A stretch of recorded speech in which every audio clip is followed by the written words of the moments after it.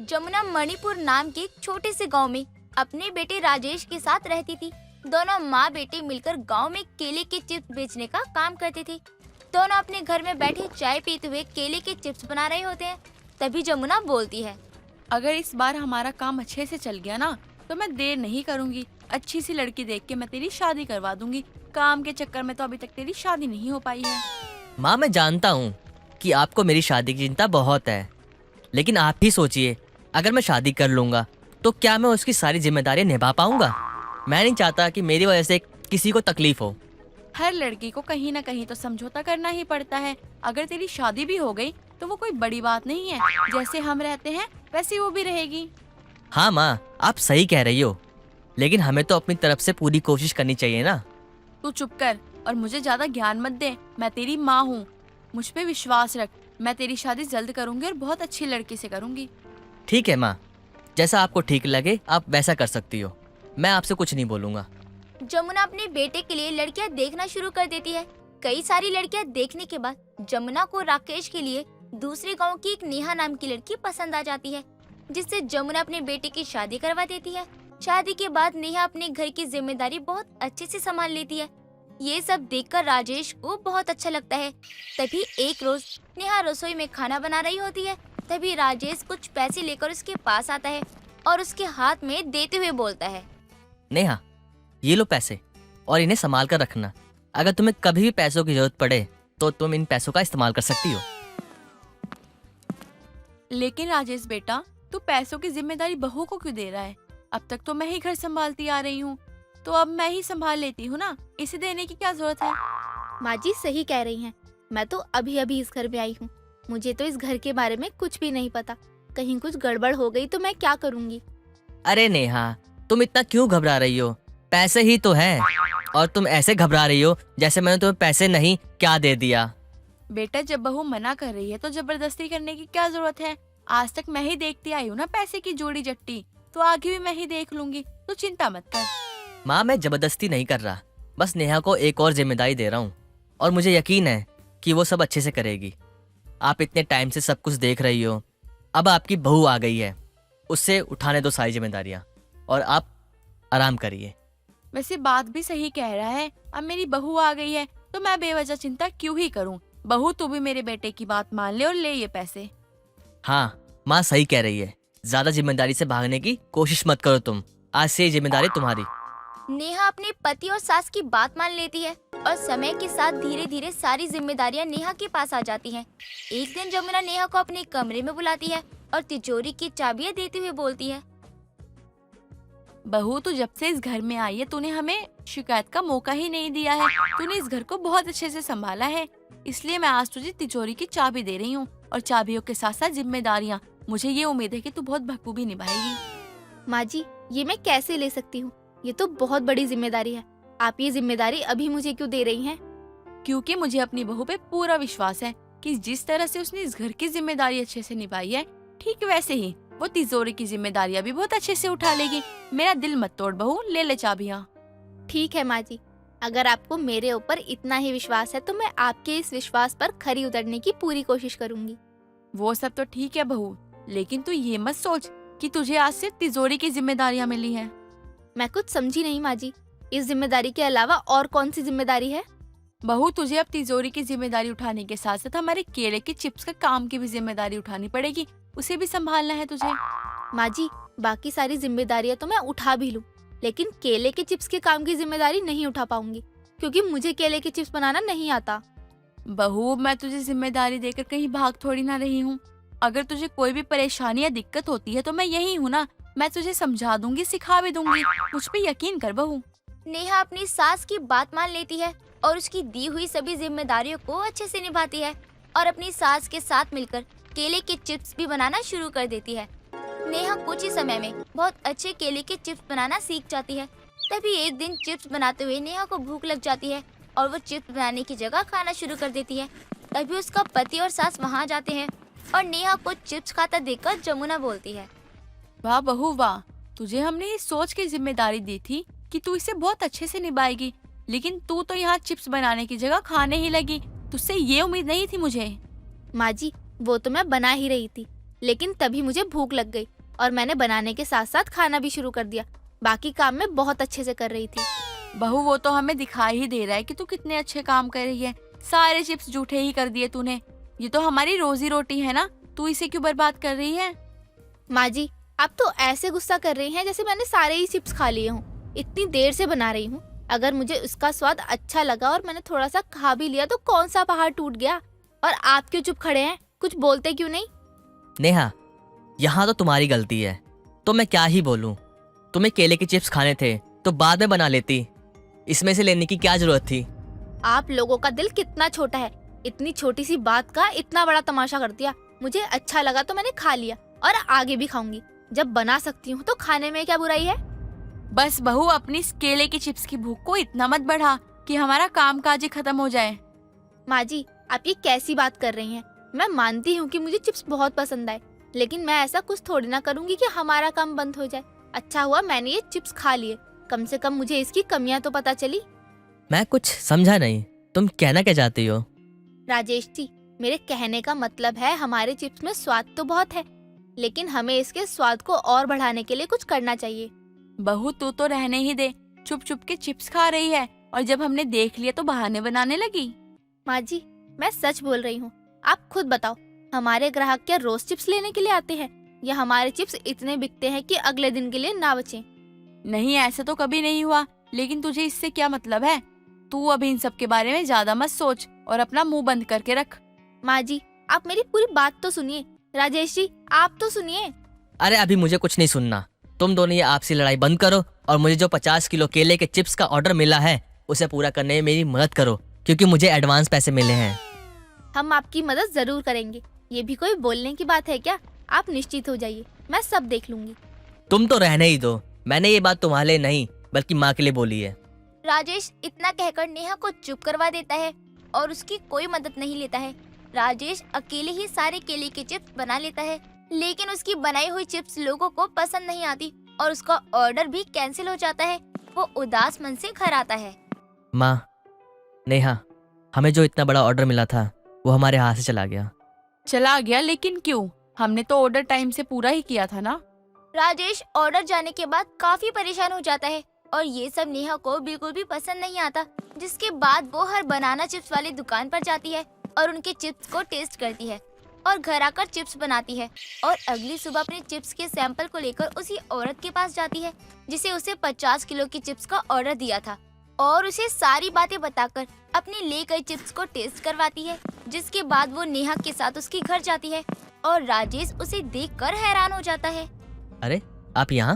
हाँ मुझे आपकी वाइफ की बनाई हुई चिप्स बहुत पसंद आई, इसलिए जो ऑर्डर मैंने कैंसिल कर दिया था वो वापस देने आई हूँ।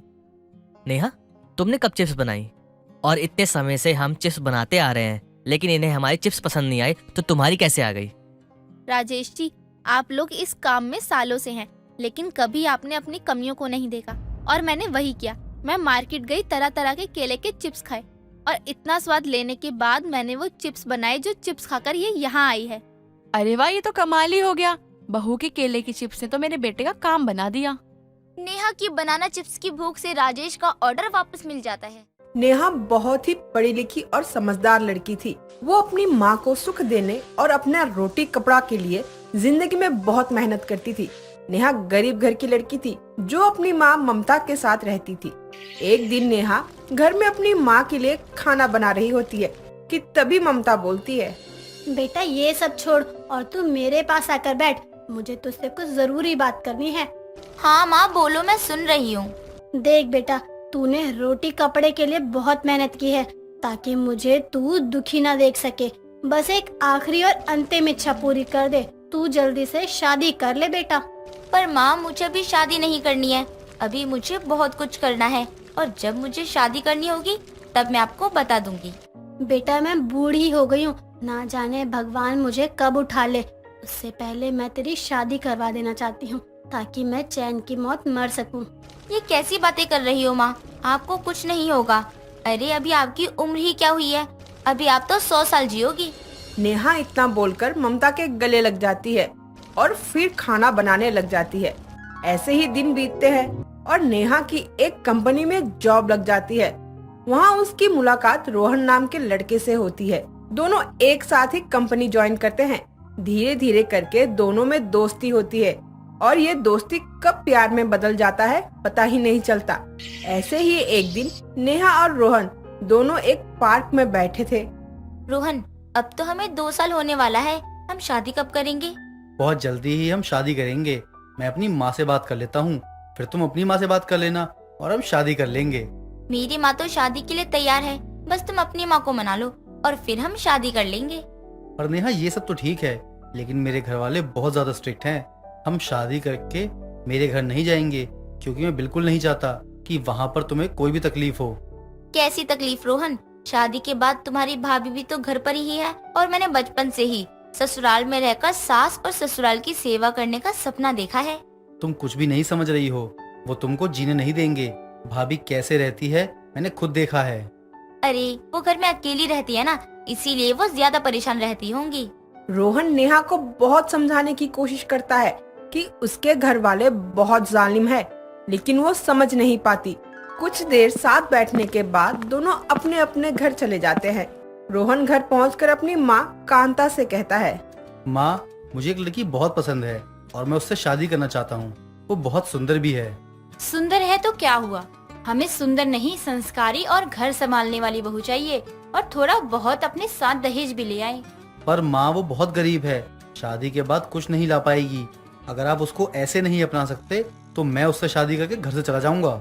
अगर ये यहाँ से चला गया तो घर कौन चलाएगा, और मेरी 2 बहुओं पर हुक्म चलाने का सपना ही चकनाचूर हो जाएगा।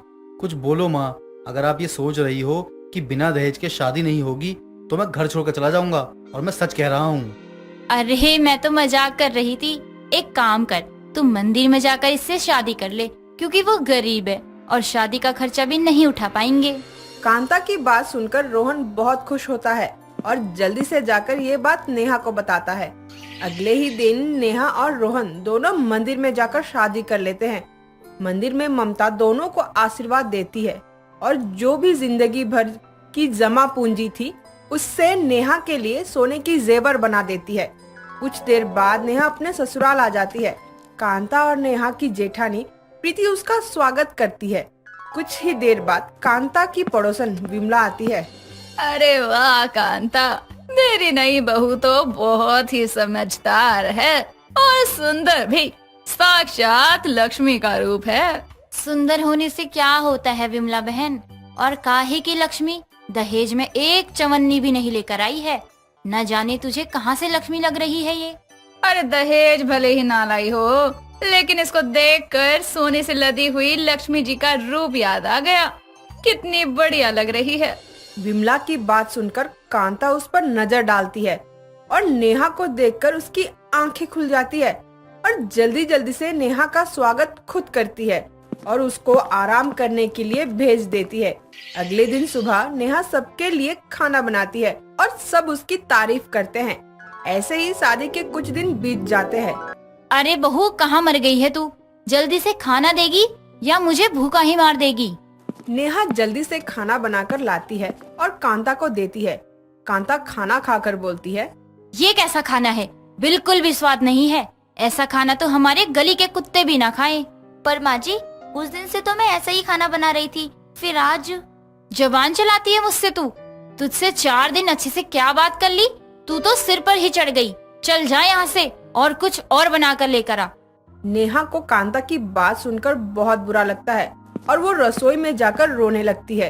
तभी वहाँ प्रीति आती है और बोलती है, अरे तुम रो क्यों रही हो? वो जो प्यार था वो 4 दिन का ही था, अभी तो तुम माँ जी का असली रंग देखना शुरू करोगी। पर मुझे ये सब क्यों नहीं बताया कि शादी के 4 दिन बाद मेरे साथ ऐसा बर्ताव करेंगी।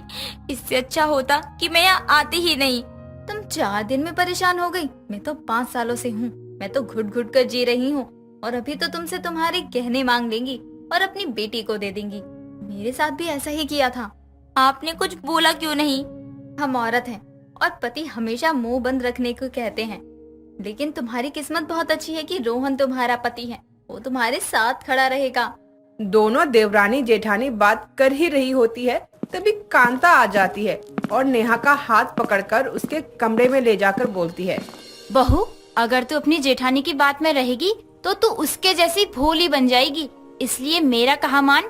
खैर ये सब छोड़ और मुझे अपने गहने दे दे ताकि उसको संभाल कर रखूं। वो क्या है ना माँ जी, गहने तो मेरे पास नहीं है। अभी कुछ दिन पहले मैं माँ के पास गई थी तो वहीं रख कर आ गई। माँ अच्छे से रख देंगी उन्हें। कांता नेहा को बोलकर गुस्से में चली जाती है और नेहा भी थोड़ा घबरा जाती है। ऐसे ही समय गुजरता है और कांता का अत्याचार बढ़ता रहता है। और एक दिन कांता प्रीति को खाना लेकर बुलाती है, लेकिन कांता को खाना अच्छा नहीं लगता। वो तो प्रीति के ऊपर पूरा प्लेट फेंक देती है। प्रीति रसोई में आकर रोने लगती है। पता नहीं कौन से कर्म किए थे मैंने। ससुराल में जहाँ बहू को लक्ष्मी मानते हैं, वहाँ ये हमें नौकरानी का दर्जा देती हैं। रो मत भाभी, अब वक्त आ गया है कि माँ जी को सबक सिखाया जाए। अब आप देखो माँ कैसे हमारे आगे पीछे घूमेगी। नेहा इतना बोलकर अपनी सास के पास जाती है और बाजार जाने का बहाना बनाती है। कांता उसको बाजार जाने के लिए बोल देती है। कुछ देर बाद नेहा बाजार से आती है और उसको थोड़ी देर हो जाती है तो कांता बोलने लगती है। तू बाजार गई थी या घूमने के लिए गई थी जो इतना वक्त लगा दिया? माँ जी, वो बाजार में ना एक पुलिस वाला आया जो हर घर की बहुओं से मिल रहा था और बोल रहा था कि जिसके घर में भी सास बहू को परेशान करती है या दहेज की मांग या उनका दहेज रख लेती है, उनको सजा दे देते हैं, वो भी काले पानी की सजा, जहाँ से वो वापस कभी नहीं आ पाते हैं। मुझसे भी पूछा और मैंने तूने क्या बोला बहू? तूने मेरा नाम तो नहीं लिया ना?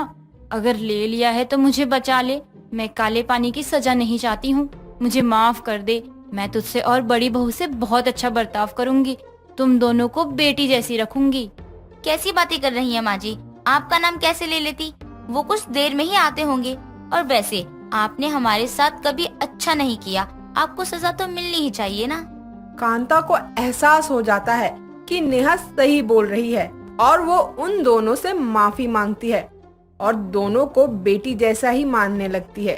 और प्रीति से भी जो भी गहने लिए थे वो उसे वापस कर देती है। ये कहानी है मिताली की सास विमला की, जो कि बहुत ही ज्यादा बेचैन रहा करती थी।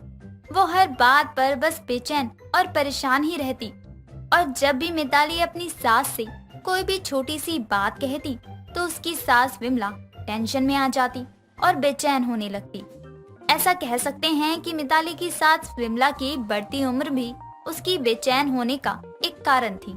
ऐसे ही एक दिन मिताली रसोई में दूध उबाल रही होती है और दूसरी तरफ वो सब्जियां भी काट रही थी कि तभी उबला हुआ दूध गैस पर गिर जाता है और ये सब मिताली की सास विमला देख लेती है तो उससे कहती है, अरे बहू ये क्या कर दिया सुबह सुबह तूने? ये दूध गिरा दिया। तुझे पता भी है दूध का गिरना कितना खराब माना जाता है।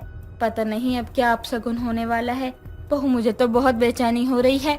माँ जी, बस दूध ही तो गिरा है और मैं इसे अभी साफ कर देती हूँ। आप इतनी बेचैन क्यों हो रही हैं? और आप भी ना पता नहीं किन किन चीजों को मानते हो। ये सब कुछ नहीं होता है माँ जी। तो चुप कर जा बहू और जरा मेरे बेटे को फोन कर, कहीं वो किसी मुसीबत में ना हो। मुझे तो बहुत बेचैनी हो रही है। दूध का गिरना अच्छा नहीं माना जाता। ठीक है माँ जी, मैं अभी उन्हें कॉल करती हूँ। मिताली अपनी सास को बेचैन देखकर अपने पति सुरेश को कॉल मिलाती है और फोन को स्पीकर पर करती हुई सुरेश से बातें करती है। सुरेश अपने ऑफिस में होता है। हेलो सुरेश, कहाँ हो तुम? तुम ठीक तो हो ना? तुम्हें कुछ हुआ तो नहीं ना? अरे तुम्हें क्या हो गया सुबह सुबह? और मुझे क्या होगा? मैं एकदम ठीक हूँ। तुम्हारे सामने ही तो ठीक ठाक निकला था ऑफिस के लिए। तुम ये क्यों पूछ रही हो? कुछ नहीं, बस मन थोड़ा ठीक नहीं लग रहा था और माँ जी थोड़ी बेचैन हो रही थी। उनको कुछ ठीक नहीं लग रहा था, इसलिए तुमको फोन करके पूछा। अरे मैं बिल्कुल ठीक हूँ, मुझे कुछ नहीं हुआ। अच्छा मुझे काम करने दो, मैं घर आकर बात करता हूँ। मिताली फोन कट कर देती है और अपनी सास से कहती है, देखा माँ जी, वो बिल्कुल ठीक है और उन्हें कुछ भी नहीं हुआ है। अब बिना बात के ही बेचैन होने लगती हैं। अब दिन पर दिन मिताली की सास विमला की बेचैनी बढ़ती ही जा रही थी और अब विमला बेचैन होने के साथ साथ थोड़ी चिड़चिड़ी भी हो गई थी, जिस वजह से उसे बात बात पर गुस्सा भी आने लगा था। अपने बढ़ते गुस्से की वजह से एक दिन विमला ऐसे ही अपनी बहू मिताली के पास जाती है। मिताली अपने कमरे में सो रही थी कि तभी विमला उसके पास जाकर उससे कहती है, दिन भर बस सोती रहती है, कुछ काम नहीं है क्या तेरे पास जो आराम से सो रही है? अच्छा लगता है तुझे दिन भर ऐसे पड़े है ना? चल जाकर कुछ काम कर ले।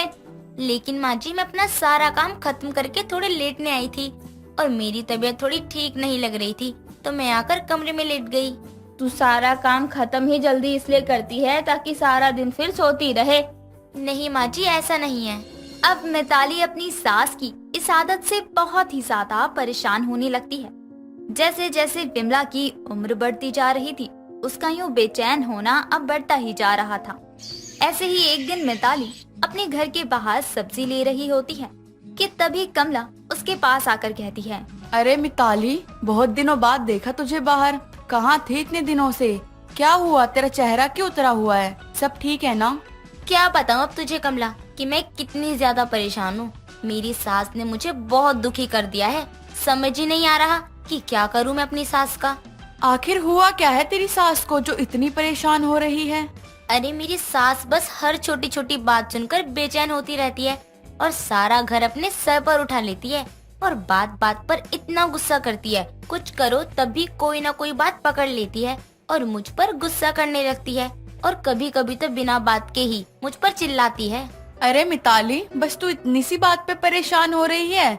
ये तो हर किसी के साथ है, क्योंकि मेरी भी सास है, वो मेरे साथ भी ऐसा ही करती है। लेकिन इन सब के पीछे की वजह बढ़ती उम्र का तकाजा है, जिसके कारण ये सब होता है। क्योंकि उम्र बढ़ने के बाद इंसान की सोच बच्चे जैसी हो जाती है।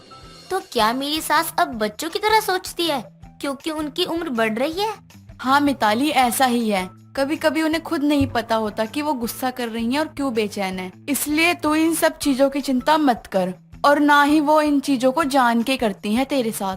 फिर अब मुझे उनके साथ कैसे रहना चाहिए और मुझे क्या करना चाहिए ताकि उनको अच्छा महसूस हो और उन्हें गुस्सा कम आए? देख, तू सभी चीजें कर उनके लिए। उन्हें जो चाहिए वो कर, उनको जो पसंद है वो कर, उनका ख्याल रख और एक बच्ची की तरह उनका ख्याल रख। चल, मैं चलती हूँ अब। मिताली सब्जियों को लेकर घर आती है। ऐसे ही एक रोज विमला का बेटा सुरेश देर रात तक घर नहीं आता। काफी समय तक इंतजार करने के बाद जब सुरेश घर नहीं आता तो मिताली की सास विमला बहुत ही ज्यादा परेशान हो जाती है। विमला मिताली के पास जाकर उससे कहती है, अरे कैसे यहाँ बैठकर आराम से टीवी देख रही है? बिल्कुल भी चिंता नहीं है कि अभी तक पति घर नहीं आया है, वो कहाँ होगा कहाँ नहीं। माँ जी, ट्रैफिक में फंसे होंगे, आ जाएंगे। पता नहीं, आज से पहले तो कभी इतना लेट नहीं हुआ सुरेश, आज ही इतना लेट हो गया। कैसे हो गया ये भी नहीं पता। कहीं उसका एक्सीडेंट तो नहीं हो गया, कहीं उसके पीछे गुंडे तो नहीं पड़ गए होंगे। आजकल चोर लुटेरे भी तो बहुत घूम रहे हैं। अरे जब तू टीवी देख रही है ना तो न्यूज लगा, टीवी पर अगर सुरेश के साथ कुछ हुआ होगा तो न्यूज पर आ जाएगा। माँ जी, ये सब क्या बोले जा रही हो आप? ऐसा कुछ भी नहीं होता है। अच्छा, आप इधर आओ, आओ मेरे पास आओ। माँ जी, आप इधर सोफे पे बैठो 1 मिनट। निदाली अपनी सास के लिए एक गिलास पानी लेकर आती है और उसे देते हुए कहती है, ये लो माँ जी, आप ये पानी पियो पहले और बिल्कुल शांत हो जाओ। रिलैक्स, एकदम शांत हो जाओ और मेरी बात सुनो आराम से। कुछ नहीं हुआ किसी को और ना ही होगा। आप बेचैन होना कम कीजिए, सब ठीक है अब। पर बहू, वो सुरेश वो आया नहीं ना अभी तक? हाँ माँ जी, मेरी बात हुई थी उनसे। वो अपने दोस्तों के साथ है, जिस वजह से उनको आने में समय लगेगा और अब आते ही होंगे। मिताली अब अपनी सास विमला को एक बच्चे की तरह अच्छे से समझती है ताकि उसकी सास विमला की बेचैनी कम हो सके और वो थोड़ा शांत महसूस कर सके। कुछ देर बाद सुरेश घर आता है। विमला अपने बेटे सुरेश को देखकर उसके पास जाती है। बेटा, तू ठीक तो है ना? कहाँ लग गई तुझे? इतनी देर क्यों लगी तुझे घर आने में? तुझे पता है मैं कितना बेचैन हो गई थी। पर माँ, आप इतनी चिंता क्यों करती हो? देखो, मैं एकदम ठीक हूँ, मुझे कुछ नहीं हुआ और होगा भी कैसे, क्योंकि मैं अपने दोस्तों के साथ उनके बर्थडे पार्टी में था, जिस वजह से मुझे आने में समय लग गया। मैंने बताया तो था मिताली को कि मुझे घर आने में देर हो जाएगी। मिताली, तुमने माँ को नहीं बताया? मैं क्यों नहीं बताऊंगी? मैंने सब बताया माँ को कि तुम्हें घर आने में देर हो जाएगी, लेकिन माँ जी को मेरी बातों पर यकीन हो तब ना। माँ जी पहले ही इतना घबरा जाती हैं और बेचैन हो जाती हैं कि उस समय इनको शांत करना भी बहुत मुश्किल हो जाता है। अब अपने बच्चे की चिंता भी ना करूं। अरे बेटा है मेरा, देर रात तक घर नहीं आएगा तो चिंता तो होगी ही ना, और क्या होगा। लेकिन माँ, आपका इस तरह से चिंता करना आपकी सेहत के लिए ठीक नहीं है। अब मैं समझता हूँ कि आपको चिंता होती होगी, लेकिन अब आपकी उम्र हो गई है और आपको किसी बात की चिंता लेने या परेशान होने की कोई जरूरत नहीं है। इन सब के लिए मैं हूँ। कोई भी बात है आप मिताली को बोलो, लेकिन अब आप ऐसी छोटी छोटी बातों पर बेचैन होगी तो माँ कैसे काम चलेगा। लगता है अब मेरा बेटा बहुत समझदार हो गया है। ठीक है बेटा, आगे से अब नहीं होया करूंगी परेशान। लेकिन एक बात ये भी सुन अपनी माँ की कि उसके लिए उसका बच्चा हमेशा बच्चा ही रहता है। तू मेरा कितना भी ख्याल रख, लेकिन चिंता तो हो ही जाती है। मिताली अब अपनी सास को धीरे धीरे समझने लगी थी और उसके बेचैन होने पर उसे अच्छे से संभाल भी लिया करती। अमन की शादी मेघना नाम की लड़की से होती है। मेघना बहुत ही रोमांटिक मिजाज की लड़की थी और अमन काफी सरल स्वभाव का होता है। एक रोज मेघना रसोई में चाय बनाकर अमन के कमरे में लेकर आती है और अमन के हाथों में चाय देते हुए उससे कहती है, ये लीजिए, चाय पी लीजिए। अदरक इलायची वाली गरम चाय पीकर शायद तुम्हें थोड़ी गर्मी आए, वैसे तो तुम बिल्कुल ठंडे हो।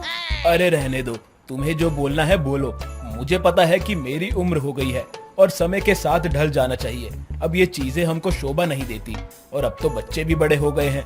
हाय, मैं क्या करूं, मुझे बूढ़ा पति मिल गया। अब तुम भी मान लो कि तुम्हारी भी उम्र हो गई है और हमारे बच्चे भी हो गए। अब हमें उन पर ध्यान देना है, खुद पर नहीं। और तुम भी अब कुछ बोलने से पहले थोड़ा सोच लिया करो। तभी मेघना चाय की प्लेट लेकर रसोई में जाती है और रसोई में प्लेट को पटकते हुए कहती है, और इस बूढ़े को कब पता चलेगा कि मुझे प्यार की जरूरत है, इसकी भाषण की नहीं। जब देखो तब प्रवचन ही देता रहता है और कुछ नहीं। ऐसे ही समय बीतता है और एक दिन मेघना सब चीजों से तंग आकर अपनी दोस्त विमला के यहाँ जाती है। विमला मेघना को देखकर बहुत खुश होती है। विमला चाय नाश्ता बनाकर लाती है। मेघना चाय का कप लेती है और चाय पीने लगती है कि तभी विमला का पति विशाल वहाँ आता है और विमला को गले लगाकर उसके माथे को चूमता है। ठीक है विमला, मैं ऑफिस जा रहा हूँ और अपना ध्यान रखना, और कोई जरूरी बात हो तो फोन कर देना। अब तुम अपने दोस्त को टाइम दो, मैं चलता हूँ। विमला भी विशाल को गले लगाते हुए उससे कहती है, ठीक है, तुम जाओ और तुम अपना भी ध्यान देना। तभी विशाल वहाँ से चला जाता है और मेघना ये सब देखकर विमला के पास जाकर उससे कहती है, यार विमला, तेरा पति तो बहुत रोमांटिक है और तुझसे कितना प्यार करता है। हर आदमी को ऐसा ही होना चाहिए। हाँ, मेरा पति मुझसे बहुत प्यार करता है, पर तू क्यों ऐसा बोल रही है? तेरा पति तुझसे प्यार नहीं करता क्या? नहीं, मेरा पति मुझसे बिल्कुल भी प्यार नहीं करता है, बहुत बोरिंग है। और मेरा पति खुद को बूढ़ा बताता है और ना ही खुद कुछ करता है और ना ही मुझे कुछ करने देता है। कुछ समय विमला के साथ बिताने के बाद मेघना अपने घर चली जाती है। ऐसे ही समय बीतता है और एक दिन मेघना के पति अमन का दोस्त रोहित अपनी बीवी के साथ उसके घर आता है। मेघना सबके लिए चाय नाश्ता लेकर आती है। अमन अपने दोस्त रोहित के साथ बातें कर रहा होता है। मेघना सभी को चाय देती है और अमन के बगल में जाकर बैठ जाती है। अमन का दोस्त रोहित अपनी बीवी के बहुत ही क्लोज होकर बैठता है और उसका हाथ पकड़कर बैठा था। ये सब देखकर मेघना अमन से धीरे से कहती है, देख रहे हो ना जी, कितना प्यार है इन दोनों के बीच। और एक तुम हो बुढ़ापे का शिकार, जिससे खुद तो कुछ होता नहीं है। कम से कम अपने सफेद बाल ही काले कर लिया करो, इतना तो कर ही सकते हो। तुम्हारे साथ तो कहीं जाने में भी मुझे बेइज्जती महसूस होती है। अरे तुम फिर शुरू हो गई। कम से कम मेरे दोस्तों के आगे तो चुप हो जाया करो। अरे वो क्या सोचेंगे, कहीं भी कुछ भी बोलने लग जाती हो। तभी अमन गुस्से में वहाँ से उठकर अपने कमरे में चला जाता है। अमन को ऐसे उठकर जाता हुआ देखकर रोहित भी उसके पीछे जाता है। वो देखता है कि अमन सर पर हाथ रखकर बैठा हुआ है। तभी वो उसके पास जाकर उससे कहता है, क्या हुआ अमन, तू ऐसे उठकर यहाँ क्यों आ गया? मैंने सुनी थी उनकी बातें। क्यों मेघना भाभी की बातों को दिल से लगाता है? अरे यार, ये पहली बार का नहीं है। जब देखो तब एक ही बात, तुम बुढ़े हो गए हो, रोमांटिक नहीं हो, प्यार नहीं करते। अरे तुम बुढ़े पति हो, सबका पति प्यार करता है, यही कहती रहती है पूरे दिन। अरे भाई, इन्हीं कारणों से तो मैं बहुत परेशान हूँ। आज यहाँ आने से पहले तुम ऐसे बैठना, ऐसे बोलना, इतना बोलना, ये करना, वो करना, इतना क्लेश किया है मेरी पत्नी ने। एक तो मन नहीं था इसको लेकर यहाँ आऊं, लेकिन नहीं लाता तो और क्लेश करती, इसलिए लाना पड़ गया। तो अभी क्यों इतनी देर से चिपक के बैठा था मैं कमीने? इस वजह से ही तो तेरी भाभी ने कलेश किया है। अरे यार, बताया तो मजबूरी है, मजबूरी। और मजबूरी का नाम ही है महात्मा गांधी। और मुझे कोई कलेश करने का ना मन नहीं था, इसलिए उसे चिपक कर बैठा था। कुछ देर में अमन का दोस्त वहाँ से चला जाता है। उसके चले जाने के बाद भी मेघना अमन से बहुत लड़ती है। कुछ देर में अमन और मेघना अपने बच्चों के कमरे में जाते हैं और वो देखते हैं कि दोनों ही बच्चे खेल रहे होते हैं। अरे ये सब तुम दोनों क्या कर रहे हो? मम्मा पापा, हम दोनों मम्मी पापा बने हैं। अच्छा तो तुम हमारी तरह बने हो। चलो हमें भी देखना है कि तुम दोनों कैसे मम्मी पापा बने हो। जिसने अच्छी एक्टिंग की उसको चॉकलेट मिलेगा। ठीक है मम्मा। पीयूष और राधा अपने मम्मी पापा की एक्टिंग करने लगते हैं। राधा सर पर चुन्नी रख लेती है और पीयूष अपनी टाई लगाकर कुर्सी पर बैठ जाता है। राधा भी अपनी माँ की तरह उसे चाय देने आती है और अपनी माँ की तरह ही पीयूष को चाय देते हुए उससे कहती है, ये लो पियो चाय। उससे ज्यादा तो तुमसे कुछ होगा नहीं। दिन भर बस बैठे रहते हो बुढ़ों की तरह। तुम्हारी जैसा बुढ़ा पति किसी को ना मिले। ओहो राधा, मैं थक चुका हूँ तुम्हारे ये रोज रोज के टॉर्चर से। हाँ तो मैं क्या करूँ, तुमसे तो कुछ होता ही नहीं है। आखिर मुझे ये बुढ़ा पति क्यों दिया भगवान ने। राधा बार बार पीयूष की इंसल्ट करती जा रही थी और ये चीजें देखकर अमन और मेघना को बहुत ही बुरा महसूस होता है। उनके इस खेल में उनको खुद का चेहरा नजर आता है। मेघना भी ये सब देखकर महसूस करती है कि वो जो भी अब तक करती आ रही है अपने पति के साथ वो कितना गलत है। वही चीजें बच्चे भी देख रहे हैं जिससे उनके ऊपर भी बुरा असर पड़ रहा है। तभी मेघना अपने बच्चों के पास जाती है और उनसे कहती है, चलो बहुत खेल खेल लिया तुमने ये सब। अब तुम्हारे सोने का समय हो गया है। क्या तुम दोनों को कल सुबह स्कूल नहीं जाना? चलो अब जल्दी से सो जाओ। कुछ देर बाद मेघना अपने बच्चों को उनके कमरे में सुलाकर वहाँ से चली जाती है। अमन भी मेघना के पीछे जाता है। दोनों अपने कमरे में बैठते हैं कि तभी मेघना उससे कहती है, मुझे नहीं पता था कि मेरे इस व्यवहार का असर बच्चों पर इस कदर पड़ेगा। आप सही कहते थे कि जब बच्चे थोड़े समझदार हो जाएं, तो अपने पर कम और उन पर ज्यादा ध्यान देना चाहिए। मैं भी तुम्हें यही समझाना चाहता था कब से। और रही बात बुड्ढे की, तो यह समय के साथ एक दिन सबको ही होना है। लेकिन मैंने तुमको कितना कुछ नहीं कहा, लेकिन तुम मुझे कभी छोड़कर नहीं गए। यही तो है तुम्हारा प्यार जो अभी तक मैं समझ नहीं पाई और हमेशा तुम्हें उल्टा सीधा कहा, तुम्हारी बेइज्जती की। कोई बात नहीं मेघना, देर से ही सही, पर तुम्हें मेरा प्यार समझ तो आया ना। चलो अब इसी बात पर जल्दी से तैयार हो जाओ। आज हम सब बाहर डिनर करने चलते हैं। क्या सच में? अरे आज तो लग रहा है मेरा बूढ़ा पति भी जवान हो गया है। लेकिन फिर भी मैं तुम्हारे लिए एक गाना गाऊंगी। मैं क्या करूँ राम मुझे बुढ़ा मिल गया, मैं क्या करूँ राम मुझे बुढ़ा मिल गया। अमन मेघना को डिनर के लिए बाहर लेकर जाता है और दोनों के लिए खाना ऑर्डर करता है। वहाँ से वापस आते हुए रास्ते में आइसक्रीम के कुछ स्टॉल लगे होते हैं, जिन्हें देखकर अमन को बच्चों की याद आ जाती है और वो उनके लिए आइसक्रीम लेता है। मेघना को भी आइसक्रीम लाकर देता है। तभी मेघना उससे कहती है, नहीं मुझे नहीं खानी आइसक्रीम, मेरा मन नहीं है ठंडा खाने का, आप खाइए। अरे मेघना, कैसी बातें कर रही हो? इतनी रात को खाना खाने के बाद जो मजा आइसक्रीम खाने में है वो और कहाँ है? अब तुम चुपचाप से खाती हो या अपने हाथ से खिलाना पड़ेगा? अमन अपने हाथों से मेघना को आइसक्रीम खिलाने लगता है। तभी मेघना कहती है, मेरा पति इतना भी बुरा नहीं है जितना मैं समझती थी। राखी बहुत ही छोटे कपड़े पहनकर बाजार जा रही होती है। तभी उसकी दादी शीला राखी को टोकते हुए बोलती है, एक कपड़े पहन कहाँ जात है जिसमें शरीर तो ढक नहीं रहा है, बल्कि ऐसा लगत है कि अपने शरीर की नुमाइश करने जात है। अभी क्या भी जा और कपड़े बदल कर आ। अम्मा जी, मैं कुछ बोलना नहीं चाहती हूँ आपको, इसलिए आप अपना मुंह बंद रखो। अगर आपको इज्जत चाहिए तो तमीज में रहो, वरना दिक्कत हो सकती है आपको।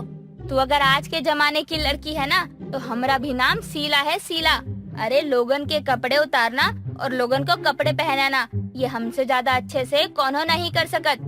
अम्मा जी, आप मेरी दादी हो और इसी बात का लिहाज कर रही हूँ मैं। हटो रास्ते से, मुझे जाना है। राखी अपनी दादी को साइड हटाकर बाजार जा ही रही थी कि तभी शीला राखी के बाल पकड़कर उसे अंदर की ओर खींचती है और उसके बालों में बहुत ज्यादा सरसों का तेल भर देती है। ये देखकर राखी गुस्से में अपनी दादी पर चिल्लाती हुई कहती है, अम्मा जी, ये क्या किया?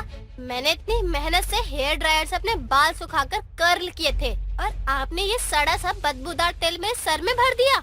जिसे तू सड़ा सा तेल बोलत है ना, भूल मत उसी तेल से हमार घर में खाना बनत है। तो जरा सोच समझ कर बोल कि खाने को खराब बोलत है या तेल को। बहुत हो गया अम्मा जी आपका। अरे आप ओल्ड लोगों की यही प्रॉब्लम होती है, खुद का ब्लाउज देखा नहीं जाता कि कहाँ जा रहा है, लेकिन लड़कियों के क्रॉप टॉप पर पूरी नजर रखते हैं। हाँ, नजर रखत है तो क्या, तू बोले तो ये कला हम तुमको भी सिखाऊं। अरे लड़कियों की इज्जत तो उनका गहना होता है, लेकिन आजकल के बच्चे वो क्या कहते हैं, क्लब जाने के लिए अपने गहनों को 2 पैसों में भी बेचने को तैयार हो जाते हैं। अरे तेरे पापा इसलिए कमा रहे हैं कि तू ये सब करे यहाँ। अम्मा जी आपको नहीं पता तो सुन लीजिए, पापा हमारे लिए कमा रहे हैं ताकि हमारा लाइफस्टाइल अच्छा कर सके, और इतना भी कुछ बड़ा तो नहीं कर रहे हैं ना पापा हमारे लिए। सब माँ बाप अपने बच्चों के लिए करते हैं। सड़क पर बैठा बच्चा भी भूखा नहीं सोता क्योंकि उसके माँ बाप भीख मांगते हैं। तो अपने माँ बाप की तुलना भिखारी से करत है। अरे शर्म कर लड़की, शर्म कर। जिस क्लब में जाने के लिए तू हमसे इतनी ज्यादा बहस करत है ना, उस क्लब में जाने लायक तेरे पापा ने ही तुझे बनाया है। आई नो अम्मा जी, काश मैं भी पापा को आपके बारे में ऐसे ही कुछ बोल पाती, लेकिन आपने और दादाजी ने पापा के लिए कुछ किया ही नहीं। पापा आज अपने दम पर यहाँ है। तू ऐसे नहीं मानेगी ना, रुक हम तुझे अभी बताते हैं। शीला इतना बोलकर राखी को अंदर कमरे में बंद कर देती है और बाहर कहीं जाने नहीं देती। राखी चिल्लाती रहती है, लेकिन उसकी बातों का कोई जवाब नहीं मिलता और शीला अपनी कमरे में चली जाती है। ऐसे ही शाम को अनुपमा अपने ससुर सुखीलाल के साथ पार्क में टहलने के लिए गई होती है। सुखीलाल अनुपमा से कहता है, बहुरिया, घर के तनाव से दूर आकर इस शांति और शुद्ध हवा में कितना अच्छा लागत है। हाँ ससुर जी, सच में हरी हरी घासों में नंगे पैर चलने का अपना ही मजा होता है। तभी तो बहुरिया, मैं तो कहता हूँ कि तुझे भी हमारे साथ रोज शाम को पार्क आना चाहिए।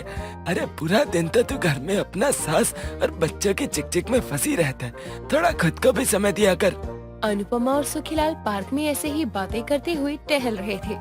तभी अनुपमा की नजर नलिन के दोस्त अजय पर जाती है, जो ऋचा का दुपट्टा खींचता है और ऋचा अजय से कहती है, अजय तुम तो मेरे दोस्त हो, तो तुम यहाँ पार्क में मुझे अकेला देखकर मेरे साथ ये क्या कर रहे हो? तुम जानते नहीं हो मेरे पापा क्या कर सकते हैं तुम्हारे साथ। अभी भी समझ जाओ, अच्छा होगा तुम्हारे लिए। अरे तेरे बाप को जब तक पता चलेगा तब तक तो उसके पास रोने के सिवा कुछ बचेगा ही नहीं। और रही बात तेरी, बहुत घमंड है ना तुझे पता नहीं औरतों का इतना करना ठीक नहीं होता है। मुझे नहीं पता था कि तुम इतने ज्यादा गंदे निकलोगे। अरे मैंने तुम्हें हमेशा ही अपना इतना अच्छा दोस्त समझा, और तुम मेरे साथ इतनी गिरी हुई हरकत कर रहे हो। अभी तो कुछ किया भी नहीं है मैंने, तुम रुको, पहले जब करूँगा ना तब कुछ बोलना। तुम अपने आप को ज्यादा हीरो मत समझो, क्योंकि मैं आज की लड़की हूँ। मैं तुम्हें तुम्हारे इरादों में कामयाब नहीं होने दूंगी। मैं यहाँ आवाज लगाकर सबको बुला लूंगी। इस पार्क में बहुत ही कम लोग आते हैं, और जितना बड़ा पार्क है ना, बचे कुछ लोग तक तुम्हारी आवाज भी नहीं जा सकती है। तुम्हारे हाथ पैर मारने का कोई फायदा नहीं है यहाँ पर। अजय ऋचा को अपनी तरफ खींचने लगता है। ये सब होते देखकर सुखीलाल अनुपमा से कहता है, बहुरिया, ये लड़की और लड़का तो नलिन बिटवा के दोस्त है ना, फिर ये लड़का बेचारी बच्ची के साथ ऐसे बदतमीजी करत है। जरा चल तो देखे हम क्या करते हैं ये दोनों। ससुर जी आप कहीं मत जाइए, आप यहीं रुकिए, इन्हें तो हम देखते हैं। इतना बोलकर अनुपमा ऋचा के पास जाती है। अजय ऋचा के साथ बदतमीजी कर रहा था। अनुपमा अजय को एक जोरदार थप्पड़ जड़ देती है और नीचे गिरा हुआ ऋचा का दुपट्टा अनुपमा उठाती है और ऋचा को पकड़ाती है। अनुपमा अजय को थप्पड़ ही थप्पड़ मारे जा रही थी और वो कहती है, अरे तुम जैसे लोग समाज में रहने लायक ही नहीं हो। जो इंसान औरत की इज्जत करना नहीं जानते हैं, उससे हम क्या ही उम्मीद कर सकते हैं। लेकिन तुम जैसे लोग भूल जाते हो कि औरत बस शांत नहीं रहना जानती, बल्कि काली माँ का रूप भी लेना जानत है। अनुपमा आंटी, आप यहाँ आप गलत समझ रही हो, ऐसा कुछ भी नहीं है। अच्छा, जब तोहरी चोरी पकड़ी गई तो तेरा गुनाह सबके सामने आ गया, तो हम गलत समझ रहे हैं। अरे कुछ तो शर्म कर, यहाँ ऐसी घिनौनी हरकत करत है तो अपनी माँ बहन को का शक्ल दिखाएगा घर में जाकर। अनुपमा बिना कुछ सोचे अजय को मारे ही जा रही थी कि तभी ऋचा अनुपमा का हाथ पकड़ लेती है और अनुपमा को धक्का देती हुई ऋचा बोलती है, आंटी ये क्या कर रही हो? अरे आप जैसी 3rd क्लास औरतों की यही दिक्कत होती है, जिन्हें कुछ पता नहीं होता लेकिन महान बनने आ जाती हैं। आपको शर्म है या नहीं? बिटिया ई का बोलत हो, हम तो तेरी ही मदद कर रहे थे। ये दुष्ट तेरे साथ बदतमीजी कर रहा था तो हम इसको सबक सिखा रही थी। तुझे डरने की कोनो जरूरत नहीं है। हाँ, आप जैसे लोग होंगे तो हमें क्या ही जरूरत है डरने की। अरे आंटी, अजय मेरे साथ कुछ भी गलत नहीं कर रहा था, वो तो बस हम प्रैंक कर रहे थे। अजय मेरे साथ छेड़छाड़ करता और फिर मैं पुलिस के कपड़ों में सामने आ जाती। अजय का प्रैंक उस पर ही उल्टा पड़ जाता। माफ करना बिटिया, हमको ना ही पता था कि तुम लोग ये सब कर रहे हो। हमको तो लगा कि तेरे साथ कुछ गलत ना हो जाए, इसलिए हम बिना कुछ सोचे समझे यहाँ आ गए। आंटी, अब मेरी बात कान खोलकर सुनो। आपको ना खुद पर ध्यान देना चाहिए, ना कि समाज पर। अरे समाज आप जैसे लोगों की वजह से ही पीछे है। लड़की के साथ कुछ हो रहा है तो देखते रहो ना, लड़की की लड़ाई वो खुद लड़ लेगी। आप हो कौन बीच में बोलने वाली। और वैसे आप जैसी औरतें जो झंडा लेकर घूमती हैं ना, हमें लड़कियों की रक्षा करनी है, वही औरतें सबसे ज्यादा लड़कियों को दबाती हैं। अजय और ऋचा दोनों अनुपमा को सुनाए जा रहे थे कि तभी पीछे से विक्की कैमरा लेकर आता है और बोलता है, भाई ये वीडियो बहुत ही अच्छी बनी है, लोग देखेंगे ना तो पागल हो जाएंगे कि एक औरत ही दूसरी औरत की सबसे बड़ी दुश्मन होती है।